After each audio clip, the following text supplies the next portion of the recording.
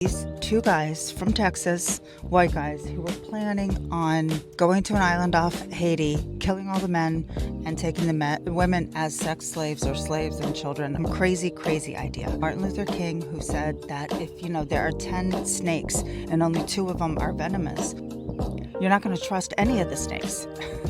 The core wound, obviously, is what happened in the genociding 90% of the indigenous population who had been here since 1000 BC, but also about Africans that were brought over for slavery in the 1500s and beyond. And energy never dies, so there is generational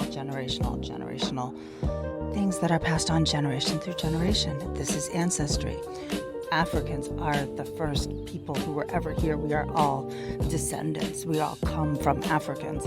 If you don't want to admit it, that's what happened. Look it up. But with these 2 men, for example, people don't like to talk about racism or race, but race is a construct that started with when Americans started, when you gave up your nationalities to become white Americans, and there was a privilege and there was a dream, and all of that was there for you. And for the other ones who were non-white, it was more challenging. Or that's what the American dream is all about. You can make it even if. We need a new American dream, a new way forward. Even if the righteous, people like me who really believe in humanity and equality, we're still growing up in this age of Pisces energy. So that means the patriarchy. It's also oppressive for everybody on different levels. Each individual person, we are all connected as energy. We must heal the wound within ourselves, the wound, because that's what the human experience is. I mean, you don't just grow up and your life is perfect and you have no problems. No, we have challenges. We are not taught how to cope or process. Not about becoming somebody better or different than who you are. It's about letting go of what no longer serves you, healing what needs to be healed, and reconnecting to your true essence.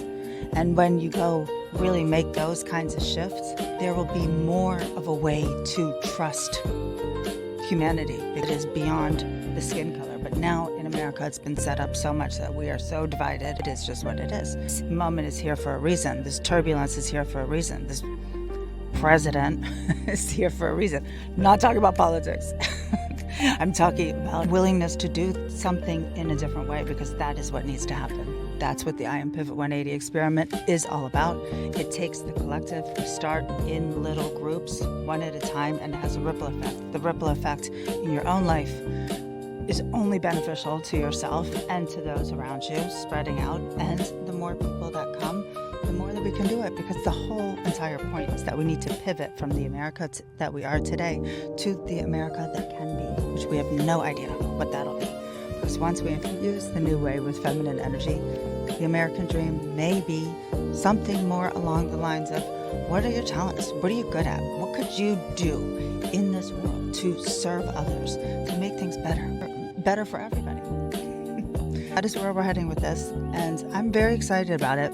I would think that now in this kind of situation, this kind of environment, that more and more people would be interested. But still, there seems to be a little bit of a, oh, that's just woo-woo. And this is not woo-woo. I don't think that the indigenous people nor the Black community would be thinking that what I'm talking about is woo-woo.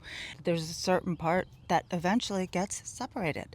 It's not separated forever. All you have to do is reconnect, and that's what we're going to do. I've got a plan. I've tailored the journey. I'm a transformational life coach. Cannot do it one-on-one. It has to be more in the collective, one little group at a time, starting with the first 11, and then